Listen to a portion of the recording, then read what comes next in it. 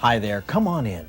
If you're a pheasant hunter who's wondered, are those Michigan ringnecks ever going to come back? You're going to be interested in our lead-off story. We're going to show you how the DNR is preconditioning the Chinese Sichuan pheasants before they're released by putting owls and foxes into their pens. We have a rundown on the new archery events at the outdoor fair. Kathy Beitler has a super grilled salmon steak recipe. Bob Garner comments on contributing to organizations that are anti-hunting, but sportsmen don't know it. All this coming up in just a moment, so stay tuned. I'm Fred Trost. It's Thursday night. Time for Michigan Outdoors.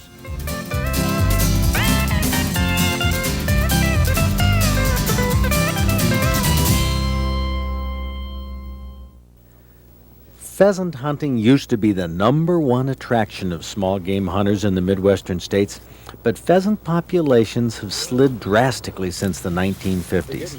Opening days have attracted less and less hunters, and the number of pheasants taken in many states is a fraction of what it was 25 years ago. Closing pheasant season doesn't do any good because hunters only harvest the roosters, and that doesn't affect reproduction of the rest of the flock. Restocking doesn't help much either.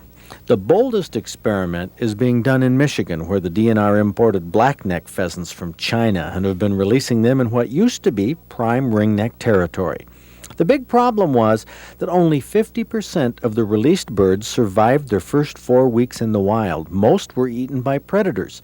So wildlife biologists got the idea to put foxes and owls in the pheasant pens to precondition the birds for better survival. When a bird is reared in the pen, it's got a couple of things going against it. First, it's never raised with a group of adult birds, so that it has a chance to develop normal wild bird behavior. And secondly, they're fenced in and they're protected from predators. So again, that whole component of learning that they would get in the wild is missing. And so all we're trying to do is put a little of that back into the system in a very controlled sense, so that the birds we release in the spring are more wary of predators, that are aware that that's something they should be alert and watching and avoid if possible. We tried leaving the fox in this pen overnight, and the fox killed 30 birds. So that was not desirable from our standpoint, and I wanted to narrow that time down, and my choices were basically to work late in the evening or early in the morning. If I worked late in the evening, as it gets darker, it becomes harder to get the animal back out of the pen when we want to stop the experiment. So we chose to work in the early morning. We see fairly normal hunting behavior on the part of the fox, and the sun is rising, it's getting brighter. That all helps us in terms of getting the animal back out again. What we saw when the fox went down the row between the pens is the birds in the pen the fox was in scattered. They were nervous. The birds on the other side of the fence were sticking their nose through like a bunch of spectators watching a construction project. They learn very quickly when they're in danger and when they're not. And the fox had to learn in the beginning not to hunt birds on the other side of the fence, that she wasn't going to be able to successfully kill one of those birds. So the fox learned to hunt in her pen, and I think the pheasants learn when they're in danger and when they're not. So if we showed the movies, the fox is taking pheasants, it wouldn't phase them. You got to put the fox after that, right on that pheasant. I think it needs to be reinforced, right? Well, that's interesting. And there did appear to be some pheasants in the pen that were much more afraid of the fox than other pheasants. Some would flush quite a distance. Right. We do see, particularly roosters, show a wide variation of behavior, and you will see some roosters when the fox has made a kill and is struggling to finish that bird or to take it and put it away under a little corner somewhere, that there are some roosters that will actually approach the scene and try to get a better look. But not the hens. I don't see as much of that with the hens, no. Coming right back. Oh, got him! Right here. Good job, Pete. There you go, Pete. That was quick thinking. Boy, that fox is wising up.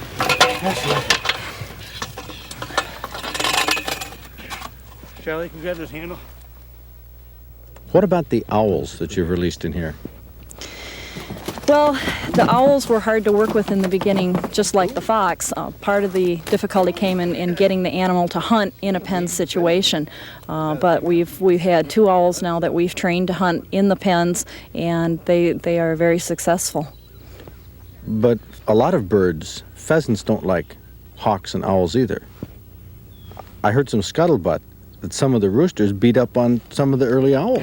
Is that true? We used a couple of pet owls in the beginning, and those birds just didn't seem very wild. They didn't show any normal hunting behavior.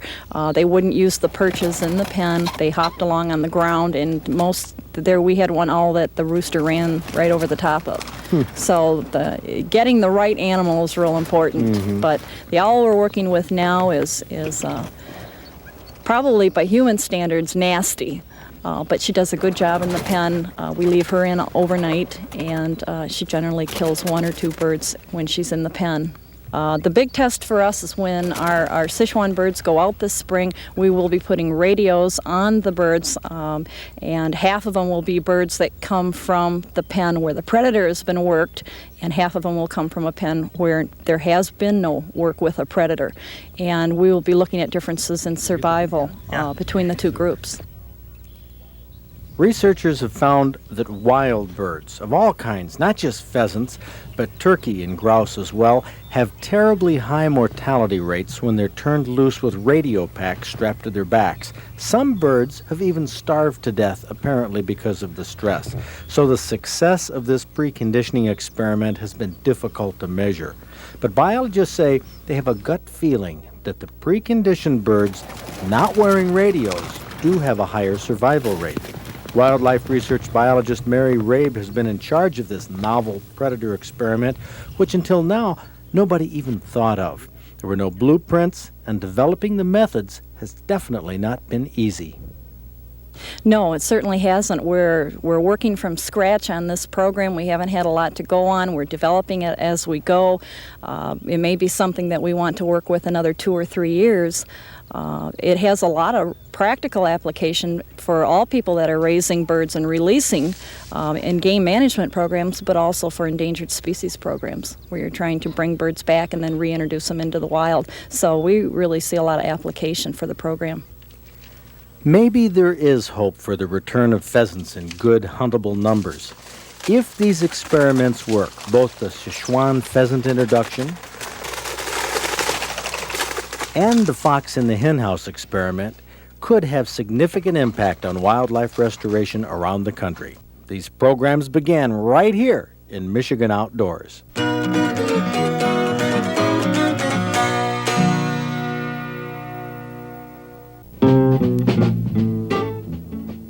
Jason Wagner of Saginaw was fishing with a jigging Rapala on the Saginaw River and caught this 10-pound, 10-ounce walleye. And what a big carp young Ben Weiling of Holland speared. It was 28.5 pounds. This big 6-pound, 2-ounce Sheboygan County bass fell to the black plastic worm Diane Shornack of Royal Oak was using. Now, I caught this 2-pound, 1-ounce, 15.5-inch white bass on a walleye magnet last year fishing with taxidermist Keith Lutz on the Tittabawassee River. And here's Unibel Weaver of Niagara, Wisconsin with her 9.25-inch bearded gobbler she took with a muzzleloader in Menominee County. Gerald March of Quincy tagged this Branch County 10-pointer the second day of the season. Fred Parent of Vassar's 11-pointer weighed 176 pounds. And here's a 583-pound 8x8 bull elk taken by Steve Grassman of Holland after he stalked it. There were some hardwoods, and I walked across the hardwoods until I got a good clean shot at him, about a 150-yard shot. And he went down right there and got back up, and he ran about 50 yards, took down some big trees, some saplings and stuff, and that was it. He died right there. That was it. 16-point bull, as many points as they get, and I think that's an imperial bull. What a bull of a lifetime, and plenty big enough to make Steve Grassman of Holland our Michigan Outdoors Trophy Elk Hunter of the Week. There will be a fall turkey season this year. The Natural Resources Commission has okayed a hunt for several areas in the Upper Peninsula, the Northern Lower, and in Allegan. Applications will be available in July. Deadline is August 1st. Fish Chief John Robertson says he's not in favor of opening the Saginaw and Tittabawassee rivers to walleye fishing during the currently closed season, at least not right now. Michigan fisherman publisher Ken Darwin has asked fish managers to open the river with safeguards to protect the spawning fish. Robertson also says the DNR won't plant any grayling this year. Look for grayling plants next year in Upper Peninsula streams and several inland lakes. Moose calves are beginning to show up in the Upper Peninsula. Biologists expect a record crop this year. Antrim County muskie fisherman Hugh Hersha, who's been on Michigan Outdoors before with a trophy muskie, has done it again. According to taxidermist Jeff Lutz, Hersha caught a 45-pounder over the weekend. Anglers continue to be concerned about growths on walleyes. Now, the growths are common this time of year. They're a virus, but the fish are totally safe to eat.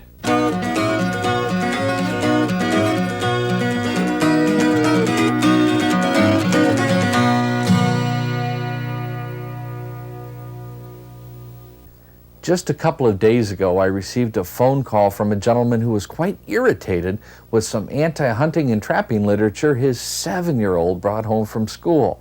It came from a local humane society and was written in what the gentleman called a deliberate attempt to influence youngsters to believe that hunting and trapping were bad, cruel, and inhumane. Now, he'll be taking this issue up with the school board in his town to make sure the schools don't distribute this propaganda again.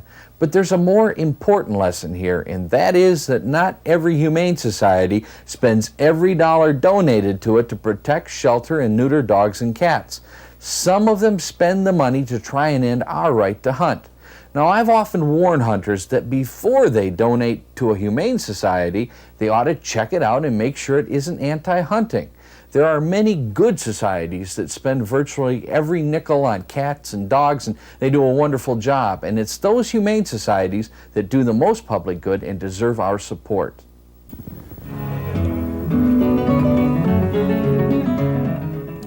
How would a small vial of gasoline or kerosene help a sportsman battle a tick bite?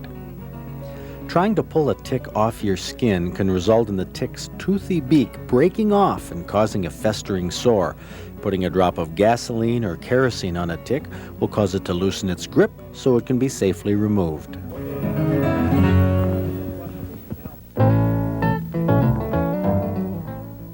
This Saturday, Commemorative Bucks holds their Big Game Awards banquet at MSU's Kellogg Center. Also on Saturday, the Benzie Steelheaders could use some help to clean up the Betsy River at the Homestead Dam site. All weekend, there's a handgun silhouette shoot at the South Kent Sportsman's Club at Dorr. A game fish tournament sponsored by Dick's Favorite Sports runs Saturday and Sunday at Houghton. Other Saturday and Sunday events include a bow fishing competition sponsored by Tux and Houghton Lake, and a Michigan Trappers Association spring rendezvous at the Pigeon River Country State Forest. Sunday only, there's a turkey shoot at the Sparta Hunting and Fishing Club and a 3D archery shoot at the Jackson County Outdoor Club at Jackson. Now, coming up next Tuesday at Petoskey is a Ducks Unlimited banquet at the Victories Entertainment Center. At the outdoor fair, all kinds of archery events, displays, new products, and dog training shows take place. But my favorite event is still going to be watching Harry Reinfelder throw 5 clay pigeons into the air by hand and breaking them all before they hit the ground. Now, what a trick shooter Harry is. He'll be doing it again on June 23rd, 24th, and 25th at the Outdoor Fair at Houghton Lake. If you missed a number, you can get it by calling the Michigan Travel Bureau toll-free during working hours on Friday.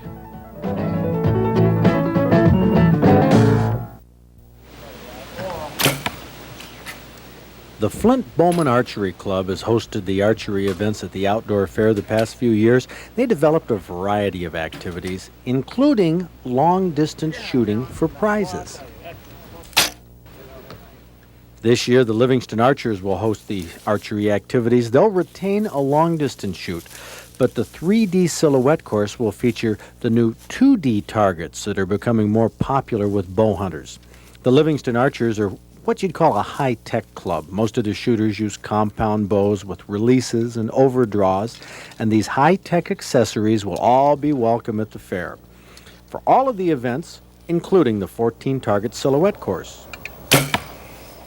If you bring your bow to the fair, you'll be able to shoot at these targets in a wooded setting behind the high school.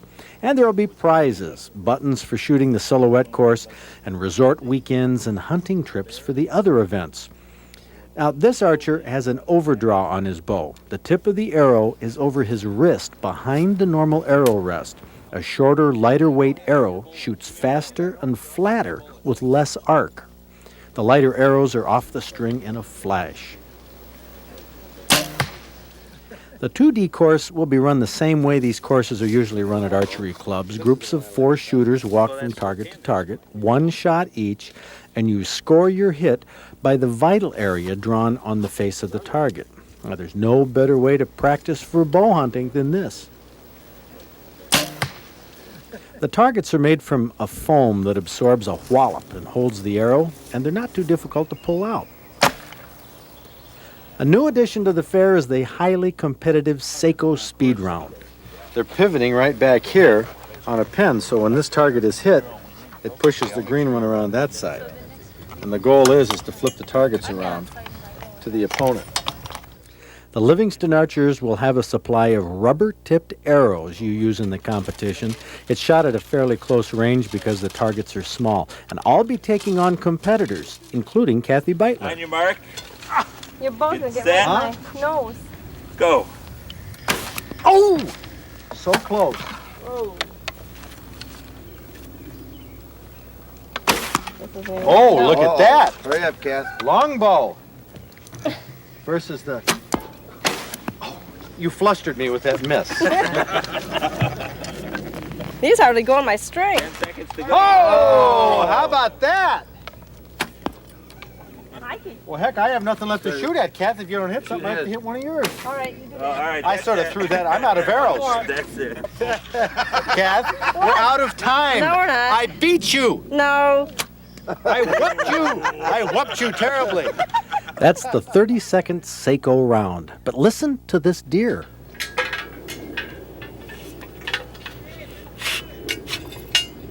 Announcing the bionic buck, made from arrow-shattering steel. That'll fix an arrow. The object of the bionic buck is simple. Take an arrow of your choosing out of your quiver, not necessarily your best arrow or most expensive one, and put it right through the hole. Now, if you're good and make it through, your name will be put in a drawing for a hunting trip. The more times you zing an arrow through the hole, the more chances you'll have to win. Now, we're going to be announcing the prizes in a couple weeks, but they're going to be good ones, well worth shooting for. Better not shoot so fast because he's getting a little jumpy. That looked low to me. See how easy it is? But there's more to the bionic buck. Smaller holes.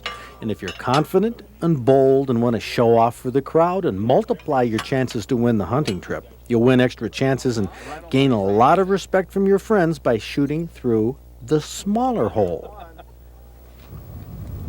Oh, beautiful! Okay, here comes Freddie. Livingston Archer President Fred Meineke takes a whack. Oh! Uh-oh, look And one more. Step right up, folks. No guts, no glory. Okay. Oh, boy. You guys are lousy. Huh? Well, the only reason I'm shooting off my mouth is that I already ruined a perfectly good cedar shaft broadhead. In many events, if you're close, you're still a contender. But with the bionic buck, there's absolutely no mercy. But that's what makes it so much fun to shoot and to watch. Hey, nice penetration. Pretty nice, huh? Nice penetration. So grab your bow, come to the outdoor fair, and compete with yourself on the silhouette course. Or compete against a buddy. Or let the crowd watch you beat the bionic buck. Oh, beautiful!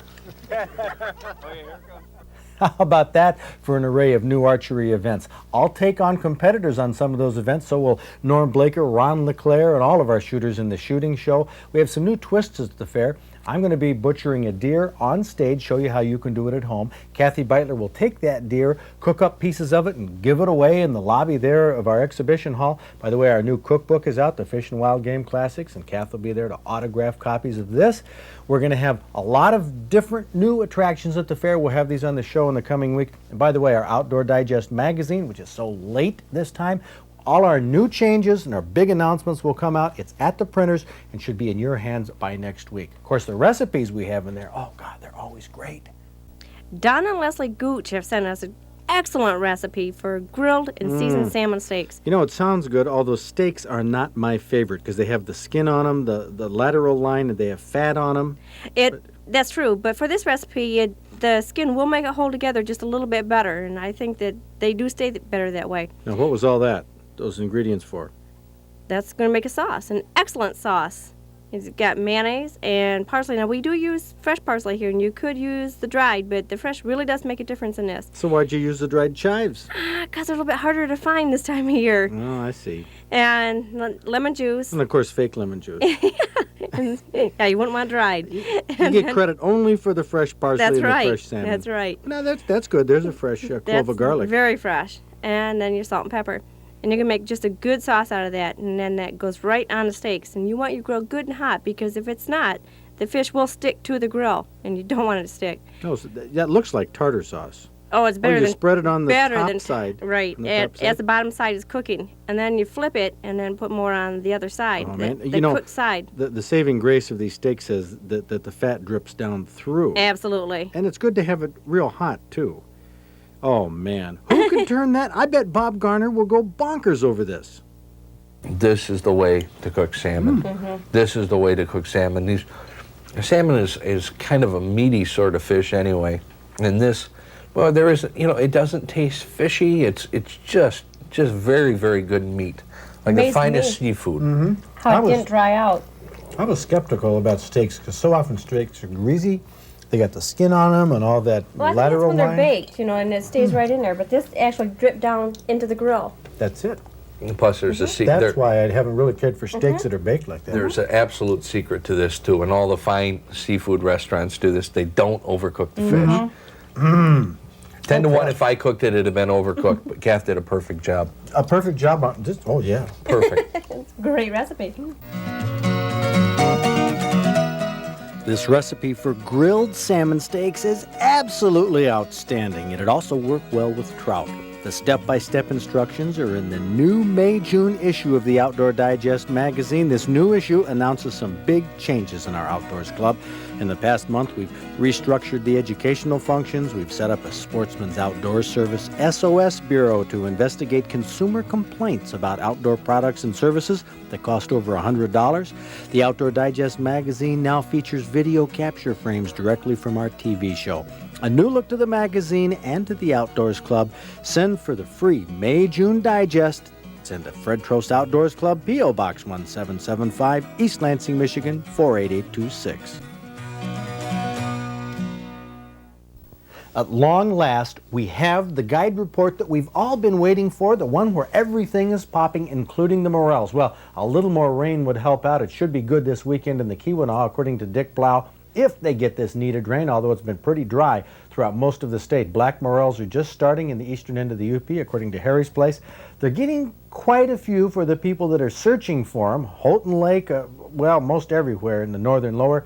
They did get some rain here and there, and that has helped pop the morels. The white morels are just beginning in the southern part of the state. Those are the big ones, really good ones that we're all looking for.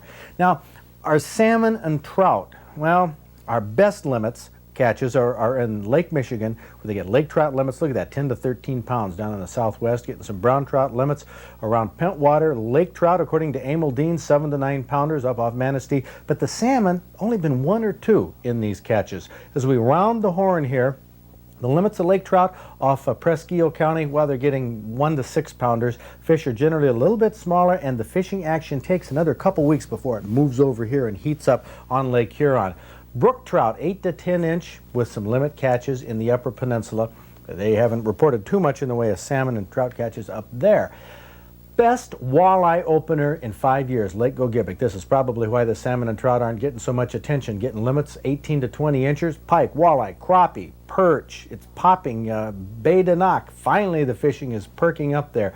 Walleye limits, the 3-pounders in Muskong Bay. They're getting some good perch catches. Getting some good perch catches throughout the state in different areas, running from 8 to 12 inches. Some limits of walleye off Oscoda, 3 to 4 pounders.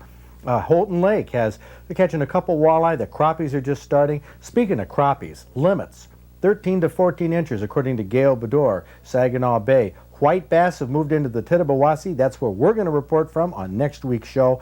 And down here in the southeast, according to Wyandotte Bait and Tackle, they're getting limits of walleye, 2 to 4 pounds. They're getting limits of white bass. One guy even caught 300 white bass. Got himself a big fat ticket to boot. So follow the laws, enjoy yourself this weekend. Hey, with some rain, we got morels. The fishing should be hot. The outdoors is a great place to be. See you next week. Well, heck, I have nothing left to shoot at, Kath. If you don't hit something, I have to hit one of yours. All right, you do All right. I sort of threw that. I'm out of arrows. That's it. Kath, we're out of time. No, we're not. I beat you. No. I whooped you. I whooped you terribly.